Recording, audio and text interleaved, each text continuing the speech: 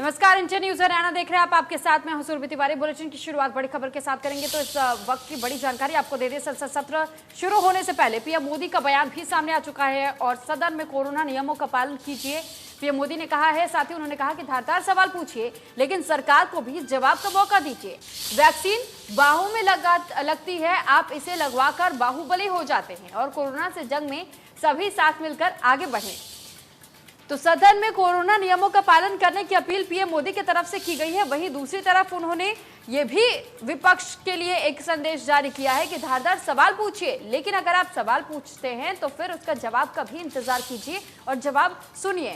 साथ ही उन्होंने ये कहा कि कोरोना की जो वैक्सीन लगाई जा रही है उसको लगाने के बाद से बाहों में वैक्सीन लगाई जाती है और इसको लगाने के बाद से आप खुद में बाहुबली महसूस करते हैं, अच्छी बात है। लेकिन साथ ही साथ ये भी संदेश जारी करने की कोशिश पीएम मोदी ने की है विपक्षी पार्टियों को कि एक साथ मिलजुल करके काम अगर करते हैं तो जल्द ही कोरोना से निजात पाया जा सकता है। तो संसद के मानसून सत्र की आज से शुरुआत होने जा रही है और ऐसे में मानसून सत्र की शुरुआत के पहले ही दिन ये भी आशंका जताई जा रही है कि आज पहले ही दिन संसद में हंगामा भी देखने को मिल सकता है।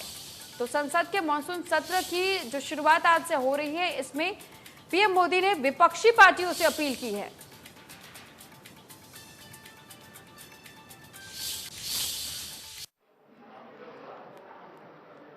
Honourable members, I have to inform members that I have received a communication from the Minister of Parliamentary Affairs informing me that Sri Piyush Goyal, Minister of Commerce and Industry and Consumer Affairs, Food and Public Distribution, Textiles, have been appointed the Leader of the House in Rajya Sabha.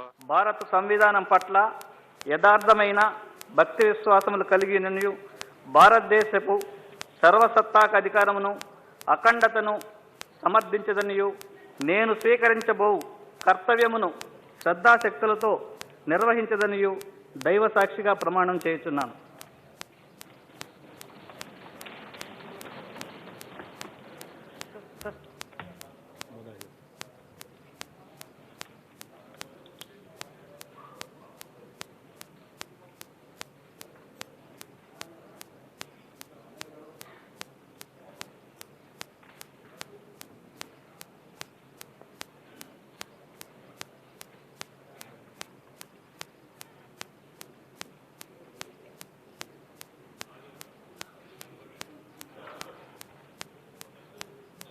Karnataka Shrimati Mangal Suresh Angadi.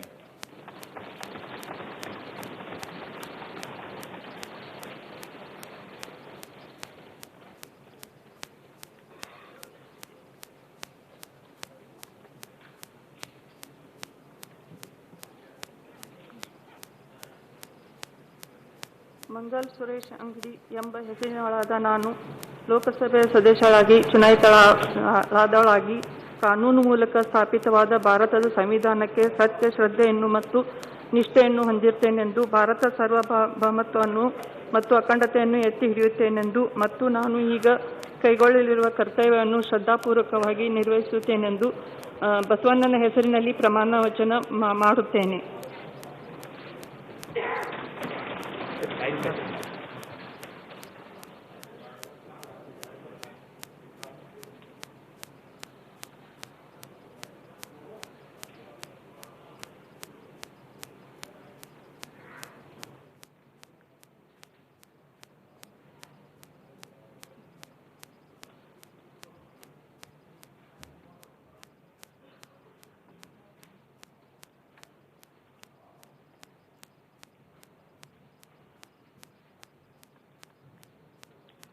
Kerala Shri MP Abdul Samad Samdani.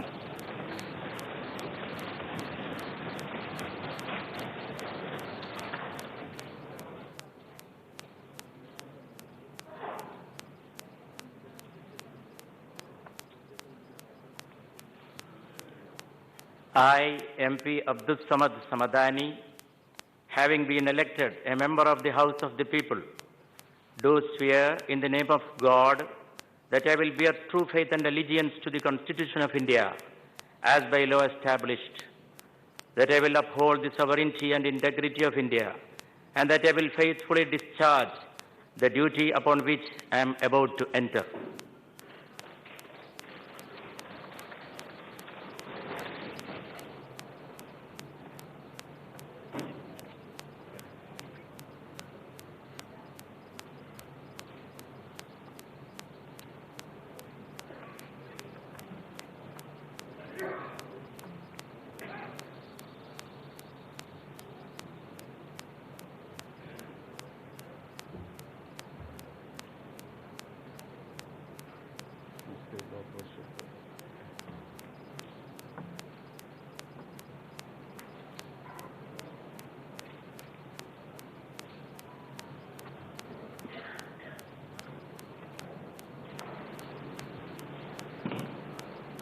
Tamil Nadu Shri Vijay Kumar alias Vijay वसंत।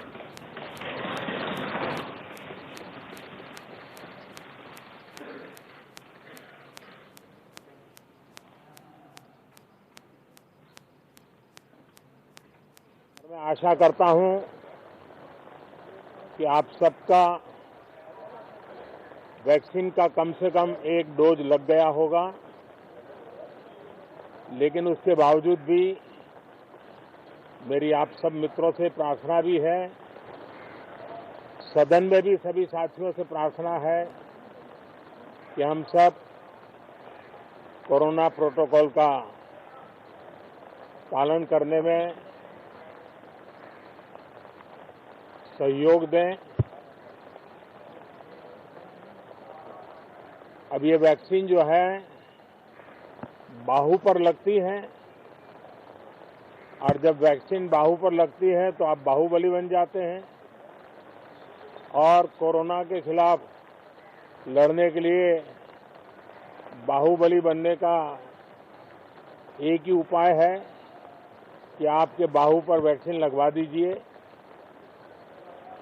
अब तक 40 करोड़ से ज्यादा लोग corona के खिलाफ लड़ाई में बाहुबली बन चुके हैं। आगे भी बहुत तेज गति से इस काम को आगे बढ़ाया जा रहा है। ये पैंडेमिक ऐसी महामारी है जो पूरे विश्व को अपनी चपेट में लिया हुआ है, पूरी मानव जात को अपनी चपेट में लिया हुआ है, और इसलिए हम चाहते हैं कि संसद में भी इस पैंडेमिक के संबंध में सार्थक चर्चा हो। सबसे प्राथमिकता देते हुए इसकी चर्चा हो, और सारे व्यवहारू सुझाव सभी माननीय सांसदों से मिले, ताकि पैंडेमिक के खिलाफ लड़ाई में बहुत नयापन भी आ सकता है, कुछ कमियां रह गई हो तो उसको भी ठीक किया जा सकता है, और इस लड़ाई में सब साथ मिलकर के आगे बढ़ सकते हैं। मैंने सभी फ्लोर लीडर से भी आग्रह किया है कि अगर कल शाम को परंपरा और गरिमा को मत तोड़ें। माननीय प्रधानमंत्री जी,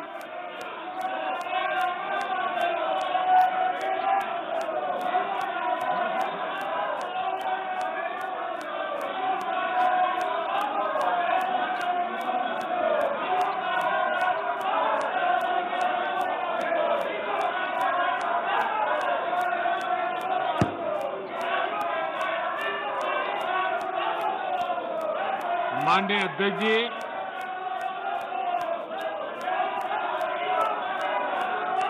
मैं सोच रहा था कि आज सदन में एक उत्साह का वातावरण होगा, क्योंकि बहुत बड़ी मात्रा में हमारी महिला सांसद मंत्री बनी है। आज मुझे खुशी होती कि बहुत बड़ी मात्रा में हमारे दलित भाई मंत्री बने हैं। खुशी होती आज हमारे आदिवासी शेड्यूल्ड ट्राइब के सारे साथी बहुत बड़ी मात्रा में मंत्री बने हैं, सबको खुशी होती। माननीय अध्यक्ष जी, इस बार सदन में हमारे साथी सांसद जो किसान परिवार से हैं, ग्रामीण परिवेश के हैं, सामाजिक आर्थिक रूप से पिछड़े वर्ग से हैं, ओबीसी समाज से हैं, बहुत बड़ी मात्रा में उनको मंत्रिपरिषद में मौका मिला। उनका परिचय करने का आनंद होता। हर बेंच पर से बेंच को थपथपा करके उनका गौरव किया गया होता, लेकिन शायद देश के दलित मंत्री बने, देश की महिला मंत्री बने, देश के ओबीसी मंत्री बने, देश के किसानों के बेटे मंत्री बने, ये बात कुछ लोगों को राज नहीं आती है और इसलिए उनका परिचय तक नहीं होने देते हैं। और इसलिए माननीय अध्यक्ष जी, मंत्रिमंडल में नवनियुक्त सदस्यों को लोकसभा में इंट्रोड्यूस समझा जाए। माननीय सदस्यगण, माननीय मंत्री महोदय का प्रधानमंत्री जी परिचय करना चाहते हैं। मैं पुनः आपसे आग्रह करता हूं, सदन की गरिमा और परंपराओं को बनाए रखें। ये उचित नहीं है, आप सदन की परंपरा गरिमा को गिरा रहे हैं। माननीय सदस्य अपने अपने आसन पर विराजे। मैं माननीय प्रधानमंत्री जी से आग्रह करूंगा कि मंत्रियों और राज्य मंत्रियों की सूची सदा पटल पर रख सकते हैं। मैं पटल पर रखता हूं। निधन संबंधी उल्लेख अच्छा हो, आप निधन संबंधी उल्लेख पर भी इसी तरीके से सदन में हल्ला करें। ये अच्छी परंपराएं मत डालिए आप। माननीय सदन के नेता, आप समझाइए इनको अच्छी परंपरा। निधन संबंधी उल्लेख आप बैठाइए इनको अपनी अपनी सीटों पर।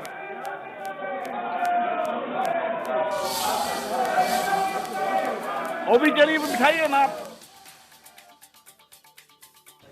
तो लोकसभा की कार्रवाई फिलहाल जारी है। लोकसभा में विपक्ष को जोरदार हंगामा भी देखने को मिल रहा है। विपक्ष लगातार हो हल्ला कर रहा है, हंगामा कर रहा है और अपनी बात को रखने का मौका किसी को विपक्ष की तरफ से नहीं दिया जा रहा है। इस वक्त की बड़ी जानकारी आपको दे रहे हैं।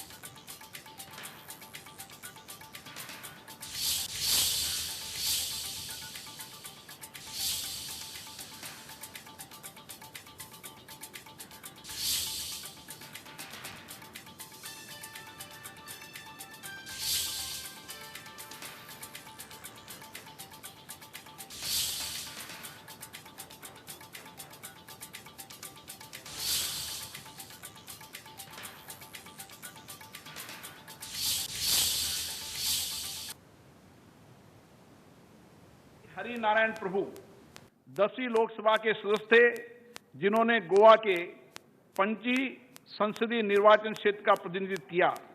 वे इससे पहले 2 कार्यकाल के लिए गोवा, दमन और दीव विधानसभा के सदस्य और गोवा विधानसभा के सदस्य भी रहे। उन्होंने गोवा, दमन और दीव सरकार में मंत्री के रूप में भी कार्य किया। श्री हरीश नारायण प्रभु का निधन 85 वर्ष की आयु में 20 मार्च 2021 को पणजी में हुआ। श्री मुख्तार अनीस जी 11वीं लोकसभा के सदस्य थे, जिन्होंने उत्तर प्रदेश के सीतापुर संसदीय निर्वाचन क्षेत्र का प्रतिनिधित्व किया। श्री अनीस ने 4 कार्यकाल तक उत्तर प्रदेश विधानसभा के सदस्य के रूप में भी कार्य किया और साथ ही उत्तर प्रदेश सरकार में उप मंत्री के रूप में भी कार्य किया। मुख्तार अनीस जी का निधन 77 वर्ष की आयु में 30 मार्च 2021 को लखनऊ में हुआ। श्री श्यामाचरण गुप्ता ने 14वीं और 16वीं लोकसभा में उत्तर प्रदेश के बांदा और इलाहाबाद संसदीय निर्वाचन क्षेत्र का प्रतिनिधित्व किया। श्री गुप्ता वित्त, अधीनस्थ विधान। आपको लगता है कहीं ना कहीं कोई तो रास्ता निकलेगा या नहीं निकलेगा इस सेशन में? ऐसे ही देखिए, ना किसानों को ना पार्टियों को समझ आ रही है कि गवर्नमेंट की क्या मजबूरी है कि वो किसानों की नहीं सुन रहे हैं। ना किसान समझ सक रहे हैं, ना कोई पार्टी समझ सक रही है। आज सबको बेनकाब होना पड़ेगा। जो किसान के हक में खड़े हैं, उनको खड़े होके इस सेशन में सरकार को मजबूर करना होगा कि किसानों की मांग मांगी जाए। जिस किसान करके हम सब संसद में पहुंचे हैं, वो किसान 8 महीने से संघर्ष कर रहा है, 500 की खुदकुशी कर चुके हैं, लेकिन आज तक ना ओबिचुरी में उनका मेंशन किया गया है और ना ही काले कानून वापस किए गए हैं। तो हम पूरा दबाव मानेंगे कि ये काले कानून वापस किए जाए, किसान की मांगे मानी जाए। सर आपने क्या सस्पेंशन नोटिस दिया और कितनी पार्टी आपके साथ? हम सारी पार्टीज को अपील किया है, बहुत पार्टीज हमारे साथ जुड़ गई हैं, बहुजन समाज पार्टी हमारे साथ खड़ी है, बाकी अंदर हम डीएमके भी है, बाकी अंदर वेट कर रही हैं, आरएलपी सब कर रहे हैं। लेकर भी लो, तुम काट दो भाई। मंत्री के रूप में भी कार्य किया। श्री अजमीरा चंदूलाल का निधन 66 वर्ष की आयु में 15 अप्रैल 2021 को हैदराबाद में हुआ। श्री बची सिंह रावत 11वीं, 12वीं, 13वीं, 14वीं लोकसभा के सदस्य थे, जिन्होंने उत्तराखंड के अल्मोड़ा संसदीय निर्वाचन क्षेत्र का प्रतिनिधित्व किया। श्री रावत ने रक्षा राज्य मंत्री तथा साइंस और टेक्नोलॉजी राज्य मंत्री के रूप में भी कार्य किया। वे विभिन्न संसदीय समितियों के सदस्य भी रहे। श्री रावत इससे पहले 2 कार्यकाल के लिए उत्तर प्रदेश विधानसभा के सदस्य रहे और उन्होंने उत्तर प्रदेश सरकार में मंत्री के रूप में भी कार्य किया। श्री बच्ची सिंह रावत का निधन 71 वर्ष की आयु में 18 अप्रैल 2000